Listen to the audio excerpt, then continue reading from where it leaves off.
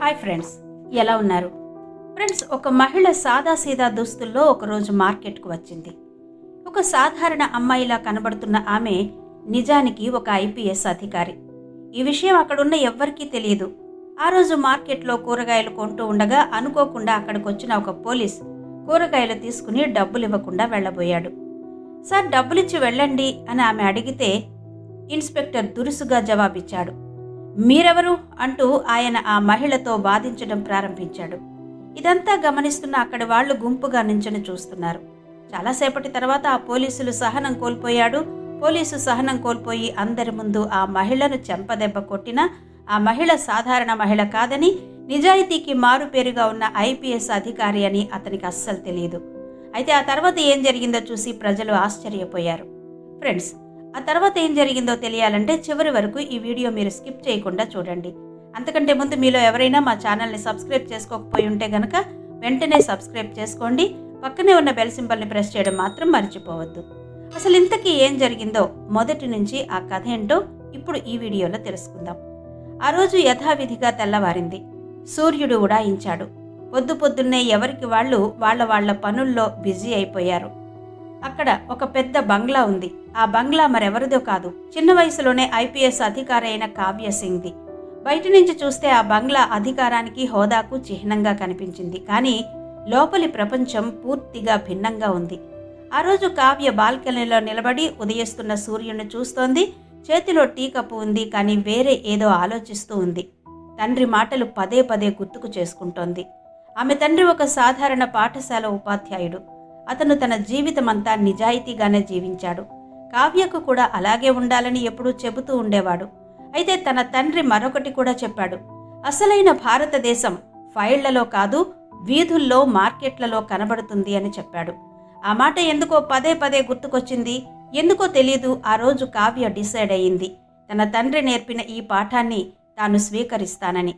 తన అధికారిక కార్యక్రమాలను అన్నింటినీ రద్దు చేసుకున్నారు. ఈరోజు ఆమె ఐపీఎస్ అధికారిని కావ్య సింగ్గా కాకుండా కావ్యగా మాత్రమే నగరాన్ని చూద్దాం అనుకుంది. ఆ రోజు కావ్య లేత నీలం రంగు శారీ కట్టుకుంది. ఇప్పుడు అత్యంత సాధారణ మహిళగా మారిపోయింది కావ్య.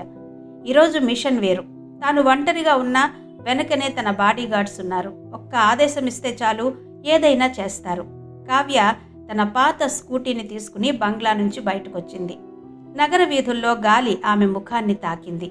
నగరంలోని అత్యంత రద్దీగా ఉండే కూరగాయల మార్కెట్ వైపు ఆమె వెళ్తోంది. అదే సమయంలో మార్కెట్లో ఉన్న వాళ్ల దగ్గర నుంచి ఫిర్యాదులు తరచుగా వచ్చినట్టు గుర్తు చేసుకుంది. మార్కెట్లో అడుగు పెట్టగానే కావ్యకు వేరే ప్రపంచంలోకి అడుగు పెట్టినట్టు అనిపించింది. ఎక్కడ చూసినా శబ్దం, ఎవరో అరుస్తున్నారు, తాజా పాలకూర తీసుకుంటున్నారు, కొందరు పాడుతున్నారు. బంగాళదుంపలు, ఉల్లిపాయలు, 10 కిలోల కొత్తిమీర, మట్టి, మసాలా దినుసులు, ఇలా అంతా గోలగోలగా ఉంది ఆ వాతావరణం. అక్కడికొచ్చిన ఆడవాళ్లు బేరసారాలు చేస్తున్నారు. పిల్లలు అటు ఇటు పరిగెత్తుతూ ఉన్నారు. అక్కడ ఉన్నవారికి కష్టపడడం తప్ప వేరే తెలీదు. అలా వెళ్తున్న కావ్యకు అక్కడే ఉన్న ఒక రాయి మీద కూర్చున్న ఒక మధ్య వయస్కురాలైన మహిళ మీద పడ్డాయి. ఆమె ముఖంలో ఆందోళన స్పష్టంగా కనిపిస్తుంది. ఆమె పేరు శాంతిదేవి. శాంతిదేవి బండి చిన్నదే అయినా కూరగాయలతో చక్కగా అలంకరించుకుంది. ఒక తల్లి తన పిల్లలను అలంకరించినట్టుగా. ఆ బండిలో టమోటాలు మెరుస్తున్నాయి. కొత్తిమీర కుండలో తాజాదనం వాసన వచ్చింది. కావ్య ఆమె బండి దగ్గర ఆగింది. బంగాళదుంపలు ఎలా ఇస్తారో అని అడిగింది. కావ్య చాలా మృదువైన స్వరంతో అడిగింది. శాంతిదేవి తలెత్తి చూసింది. ఒక సాధారణ అమ్మాయిని చూడగానే ఆమె ముఖంలో చిన్న చిరునవ్వు కనిపించింది. కేవలం 20 రూపాయలకే కిలో అని చెప్పింది. కావ్య నవ్వింది. శాంతిదేవితో మాట్లాడడం మొదలుపెట్టింది. శాంతిదేవి వితంతువు అని, ఆమెకు 2 చిన్నపిల్లలున్నారని, వారిని చదివించి పెద్ద మనుషులను చేయాలనుకుంటుందని తెలుసుకుంది. తెల్లవారుజామున 4 గంటలకు మండీకి వెళుతుంది. అక్కడి నుంచి కూరగాయలు తెచ్చి రోజంతా ఇక్కడే బండి పెట్టుకుంటాను అని చెప్పింది. ఆమె మాటలు విన్న కావ్య హృదయం బాధతో నిండిపోయింది. ఫైళ్లలో ఎన్నడూ చూడని భారతదేశం నిజంగా ఇదే అని అర్థమైంది. హఠాత్తుగా శాంతిదేవి ముఖంలో ఆందోళన ఎక్కువైంది.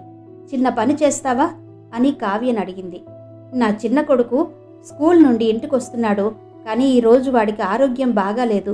దగ్గరలోని షాపులో వాడికి మెడిసిన్ తీసుకురావాలి. మీరు నా బండిని కేవలం 5 నిమిషాలు చూసుకోగలరా అని అడిగింది. కావ్య కాదనలేకపోయింది.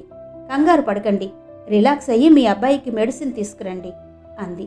కావ్య నిండు ఆప్యాయతతో శాంతిదేవి కళ్ళలో కృతజ్ఞతాభావంతో కన్నీళ్లొచ్చాయి. భగవంతుడు నిన్ను ఆశీర్వదిస్తాడు అని చెప్పి వెంటనే అక్కడి నుంచి వెళ్ళిపోయింది. ఇప్పుడు కావ్య ఆ బండి వెనుక నిలబడి జీవితాన్ని పూర్తిగా కొత్త కోణంలో నుండి చూస్తోంది. కావ్య బండి మీద నిలబడి కొన్ని నిమిషాలయ్యింది. ఓ కస్టమర్కు టమోటాలు ఇస్తుండగా మార్కెట్లో వింత కలకలం రేగింది. ప్రజలు భయభ్రాంతులకు గురై తిరగడం మొదలుపెట్టారు. ఓ పోలీస్ జీప్ అక్కడకు రావడాన్ని గమనించింది కావ్య. ఓ పోలీస్ అందులో నుంచి కిందకు దిగాడు. అతని యూనిఫామ్పై నేమ్ స్ట్రిప్ ఉంది, భీమ్ సింగ్. ఆయన నడకలో అహంకారం కనిపిస్తుంది. అతడిని చూడగానే చిరు వ్యాపారులు భయంతో సెల్యూట్ చేస్తున్నారు. ఒకరి బండి నుంచి ఆపిల్, మరొకరి దుకాణం నుంచి ముల్లంగి తీసుకుని తినుకుంటూ వస్తున్నాడు అతను. ఈ పోలీస్ దోపిడీకి మారుపేరు అని అందరికీ తెలుసు. అటు ఇటు తిరుగుతున్న భీమ్ సింగ్ శాంతిదేవి బండి ముందుకొచ్చి ఆగాడు. అతని కళ్ళు నిగనిగలాడే టొమాటోలు, తాజా క్యాబేజీ మీద పడ్డాయి. చుట్టూ చూశాడు. బండి ముందు నిలుచున్న ఆ సాధారణ అమ్మాయిని చూసి తనలో తాను నవ్వుకున్నాడు. ఏమీ మాట్లాడకుండా భీమ్ సింగ్ ఒక పెద్ద సంచిని తీసి అందులో తనకు నచ్చిన కూరగాయలతో నింపుకోవడం ప్రారంభించాడు.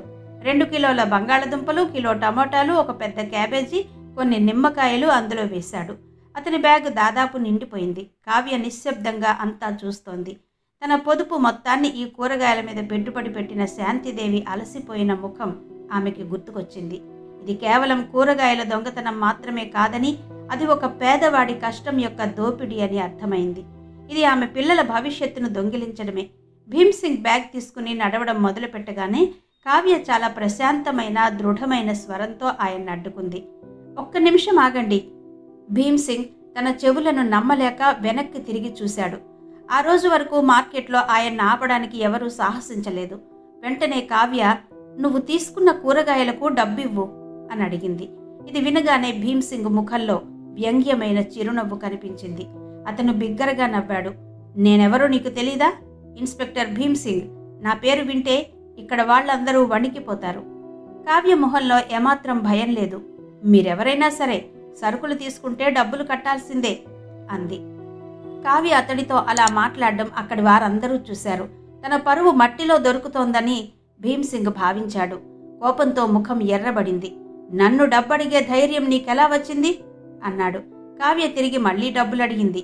అంతేకాదు, అతడితో కావ్య, మీరు యూనిఫామ్లో ఉన్నారు, మీరు అందరికీ ఆదర్శంగా ఉండాలి. ఇలా చేస్తే సాధారణ ప్రజలకు పోలీసులపై నమ్మకం పోతుంది అని అంది. ఇప్పుడు భీమ్సేన్కి కోపం పరాకాష్ఠకు చేరింది. ఈ అమ్మాయి తనను అవమానించడానికి ప్రయత్నిస్తోందని అతను భావించాడు. భీమ్ సింగ్ మరింత రెచ్చిపోయాడు. నిన్ను పోలీస్ స్టేషన్కి తీసుకెళ్లి ఎవరితో ఎలా మాట్లాడాలో నేర్పించాలి అని అరవడం మొదలు పెడతాడు. అతను ఒక అడుగు ముందుకేసి కావ్య చేతిని పట్టుకునే ప్రయత్నం చేశాడు.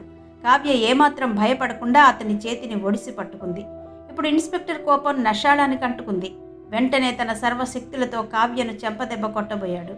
కానీ కావ్య ఎత్తిన చేతిని గట్టిగా పట్టుకుంది. మామూలుగా కనిపించే ఈ అమ్మాయికి అంత బలం ఎక్కడి నుంచి వచ్చిందో అతనికి అర్థం కాలేదు. ఆ క్షణంలోనే ఇద్దరు పొడవుగా ఉన్న యువకులు అక్కడికొచ్చారు. వాళ్ళని చూసి భీమ్ సింగ్కి ఏమీ అర్థం కాలేదు. వారిలో ఒకడు కావ్య వైపు చూసి నమస్కారం చేసి, గుడ్ మార్నింగ్ మేడం అన్నాడు. అతనిని నన్ను ఒక చూపు చూడమంటారా అని అడిగాడు. ఈ మాటలు భీమ్ సింగ్ చెవుల్లో బాంబులా పేలాయి. మార్కెట్లో నిల్చున్న వారి నోళ్లు ఆశ్చర్యంతో తెరుచుకున్నాయి. భీమ్ సింగ్ కావ్య వైపు చూడగానే ఈ అమ్మాయి మామూలు అమ్మాయి కాదనే విషయం అప్పుడు అర్థమైంది. అప్పుడు కావ్య తన చిన్న పర్సులో నుంచి ఒక కార్డు తీసి భీమ్ సింగ్ కళ్ల ముందు పెట్టింది. ఆ కార్డుపై అశోక స్తంభ చిహ్నం ప్రకాశిస్తూ ఉంది. దాని కింద Kavya Singh, Indian police service, IPS అని పెద్ద అక్షరాలతో రాసి ఉంది. ఇది చదివిన వెంటనే భీమ్ సింగ్ కళ్ళు ఒక్కసారిగా వణకడం మొదలైంది. అతని అహంకారం, కోపం అన్నీ ఒక్క క్షణంలో మాయమయ్యాయి. కోపంతో ఎర్రబడిన అతని ముఖం ఇప్పుడు భయంతో మునిగిపోయింది. అతని నుదుటి నుంచి చెమట చుక్కలు కారుతున్నాయి. తనకు పక్షవాతం వచ్చినట్టు అనిపించింది. నోటి నుంచి మాటలు రావడం లేదు. అతను ఎంత పెద్ద తప్పు చేశాడో ఇప్పుడు అర్థమైంది. పోలీసులు అందరికీ బాస్ అయిన ఆమె మీద చెయ్యెత్తాడు. వెంటనే భీమ్ సింగ్ కావ్య పాదాల మీద పడ్డాడు. నన్ను క్షమించండి మేడం, నేను పెద్ద తప్పు చేశాను. నేను మిమ్మల్ని గుర్తుపట్టలేకపోయాను అన్నాడు. అతని కళ్ళలో నీళ్లు తిరిగాయి. కావ్య అసహ్యంతో అతని వైపు చూసింది. కష్టపడి సంపాదించిన డబ్బుతో కొనుక్కోకుండా ప్రతిరోజు ఇలా దౌర్జన్యంగా లాక్కుంటున్న మిమ్మల్ని ఏం చెయ్యాలి? మీరు క్షమార్హులు కాదు. తన సెక్యూరిటీ గార్డుకు సైగ చేసింది. ఆ తర్వాత తన మొబైల్ తీసి నేరుగా పోలీస్ కమిషనర్కు ఫోన్ చేసింది. సార్, కావ్య సింగ్ని మాట్లాడుతున్నాను. నేను ప్రస్తుతం సిటీ వెజిటబుల్ మార్కెట్లో ఉన్నాను. ఇక్కడ ఒక ఇన్స్పెక్టర్ భీమ్ సింగ్ గూండాయిజానికి దోపిడీకి పాల్పడుతున్నాడు. అతన్ని రెడ్ హ్యాండెడ్గా పట్టుకున్నాను. అతను నాపై చెయ్యెత్తడానికి ప్రయత్నించాడు. తక్షణమే ఆయనను సస్పెండ్ చేయాలని, ఆయనపై పూర్తి శాఖాపరమైన విచారణ జరిపించాలని డిమాండ్ చేసింది. ఇంతలో శాంతిదేవి అక్కడికొచ్చింది. అక్కడ ఏం జరుగుతుందో ఆమెకు అర్థం కాలేదు. ఇంతలో అక్కడి వాళ్ళు ఆమెకు జరిగిందంతా చెప్పారు. శాంతిదేవి ఆమెతో, అమ్మా, మీరు పోలీసా అని అడిగింది. అవును అని చెప్పింది కావ్య. అప్పుడు అక్కడ ఉన్న వాళ్లతో కావ్య చెప్పింది, ఈ రోజు నుండి ఈ ఇన్స్పెక్టర్ కానీ మరే ఇతర పోలీసు కానీ మిమ్మల్ని వేధించరు. ఏదైనా జరిగితే నా ఫోన్ నెంబర్ ఇస్తాను, డైరెక్ట్గా ఆ నెంబర్కి కాల్ చేసి చెప్పండి అని చెప్పింది. కావ్యసింగ్ని ఇప్పుడు ఒక హీరోలా చూడడం మొదలుపెట్టారు అక్కడి ప్రజలు. కావ్యసింగ్ చేసిన ఆ ఒక్క పని నగరమంతా సంచలనం సృష్టించింది. ఇన్స్పెక్టర్ భీమ్ సింగ్ సస్పెన్షన్ కేవలం వార్త మాత్రమే కాదు, యూనిఫామ్ ముసుగులో జేబులు నింపుకుంటున్న అవినీతి అధికారులందరికీ ఒక హెచ్చరిక. మార్కెట్లో ఉన్న ప్రజలు ఇప్పుడు సంతోషంగా ఉన్నారు. అయితే సస్పెన్షన్కు గురైన తర్వాత భీమ్ సింగ్ కోపంతో రగిలిపోతున్నాడు. అతనికి పెద్ద అధికారుల అండదండ దండిగా ఉంది. ఎలాగైనా వాళ్ల సహాయంతో కావ్య పని పట్టాలి అని నిర్ణయించుకున్నాడు. ఆ రోజు రాత్రి నేరుగా పెద్ద అధికారుల దగ్గరకు వెళ్లాడు. ఇన్స్పెక్టర్ విక్రమ్ రాథోడ్ భీమ్ సింగ్ కు సీనియర్ మాత్రమే కాదు, మొత్తం ఆ ప్రాంతంలో పనిచేస్తున్న దోపిడీ నెట్వర్క్ కింగ్ కూడా. భీమ్ సింగ్ వంటి ఇన్స్పెక్టర్లు అతనికి బంగారు గుడ్లు పెట్టే బాతుకోళ్లు లాంటి వాళ్ళు. రాథోడ్ సాహబ్, ఆ కొత్త ఐపీఎస్ మేడం నన్ను సస్పెండ్ చేశారు. మార్కెట్ మొత్తం ముందు నా యూనిఫామ్ విప్పించేశారు. అది విన్న రాథోడ్, ప్రశాంతంగా ఉండు భీమ్ అన్నాడు. వీళ్ళందరూ ఒక్క రోజులో మొత్తం వ్యవస్థను మారుస్తామని అనుకుంటారు. కానీ వ్యవస్థ చెట్టు వేర్ల లాంటిది. దాన్ని మార్చడం అంత సులభం కాదు కదా. రాథోడ్ భీమ్కు ధైర్యం చెప్పాడు. కంగారు పడకండి, డిపార్ట్మెంట్ ఎంక్వైరీ సంగతి నేను చూసుకుంటాను. నువ్వు చెయ్యాల్సింది ఒక్కటే, ఆ మార్కెట్లో ఎవ్వరూ నీకు వ్యతిరేకంగా నోరు విప్పకూడదు. ఆ పనేంటో నువ్వు చూడు అని చెప్పాడు. ఆ మరుసటి రోజు మార్కెట్ యథావిధిగా ప్రారంభమైంది. నిన్న కావ్య ముందు చప్పట్లు కొట్టిన వారి ముఖాల్లో ఇప్పుడు మరోసారి భయం కనిపించింది. ముందు రోజు రాత్రి సమయంలో కొందరు గుర్తు తెలియని వ్యక్తులు మార్కెట్లోని పలు స్టాళ్లను చెల్లాచెదురు చేశారు. ఆ రోజు ఉదయం శాంతిదేవి తన బండి వద్దకు వచ్చి చూస్తే అక్కడ ఆమె బండిలోని కూరగాయలు రోడ్డుపై చెల్లాచెదురుగా పడి ఉన్నాయి. ఇది ఒక హెచ్చరిక అని అర్థమైంది అక్కడి వాళ్లకి. కావ్యకు ఈ వార్త తెలియగానే ఈ గొడవ కేవలం అవినీతి పోలీసుతో మాత్రమే కాదని అర్థమైంది. బదులుగా ఇది మొత్తం వ్యవస్థతో గొడవ అని అర్థమైంది. భీమ్ సింగ్ విచారణకు సాక్షుల వాంగ్మూలం కావాలి. మళ్లీ అదే మార్కెట్కు వెళ్లగా ఈసారి అందుకు పూర్తి భిన్నమైన వాతావరణం నెలకొంది. దానికోసం కావ్య మార్కెట్కి వెళ్లి అందర్నీ అడిగింది, మీరేమీ భయపడకుండా జరిగింది చెప్పండి అని. కానీ అతనికి వ్యతిరేకంగా ఎవరూ మాట్లాడడానికి సిద్ధంగా లేరు. లేదు మేడం, మేమేమీ చూడలేదు అని అందరూ ఒకే సమాధానమిచ్చారు. వాళ్ల మాటలు కావ్యకి వింతగా అనిపించాయి. చివరికి శాంతిదేవి వద్దకు వచ్చింది. శాంతిదేవి నిశ్శబ్దంగా చెల్లా చెదురుగా ఉన్న కూరగాయలను ఏరుతోంది. నిజానికి శాంతిదేవిని కూడా వాళ్లు బెదిరించారు. పోలీసుల ముందు నోరు విప్పితే మీ అబ్బాయిని స్కూల్ నుంచి ఎత్తుకెళ్లిపోతామని 2 గూండాలు రాత్రి వచ్చి నాకు వార్నింగ్ ఇచ్చారు శాంతి అని చెప్పింది శాంతిదేవి కావ్యతో. నేనొక తల్లిని, నాకు పిల్లలున్నారు. నేను నా పిల్లలను ప్రమాదంలో పెట్టలేను. నన్ను క్షమించమ్మా అని చెప్పింది. ఇక ఏదైనా చేసి వాళ్ల భయాన్ని పోగొట్టాలి అనుకుంది కావ్య. తన బృందాన్ని యాక్టివేట్ చేసి మార్కెట్లో సాదాసీదా దుస్తుల్లో పోలీసులపై నిఘా పెట్టింది. శాంతిదేవి ఇంటి ముందు ఆమె కుమారుడి పాఠశాల వెలుపల భద్రతను ఏర్పాటు చేసింది. ఇప్పుడు ఈ ఆట యొక్క నిజమైన ఆటగాడిని కలిసే సమయం వచ్చింది. కావ్య నేరుగా ఇన్స్పెక్టర్ రాథోడ్ ఆఫీస్కు వెళ్ళింది. రాథోడ్ ఆమెను చూసి చిరునవ్వు నవ్వాడు. మేడం, మీరు చాలా మంచి పని చేస్తున్నారని నేను విన్నాను. నగరాన్ని శుభ్రం చేస్తున్నారు. అతని మాటల్లో ప్రశంసలు తక్కువ, తిట్టడం ఎక్కువ కనిపించింది. అప్పుడు కావ్య, మీరు విన్నది కరెక్టే, నేను శుభ్రం చేస్తున్నాను.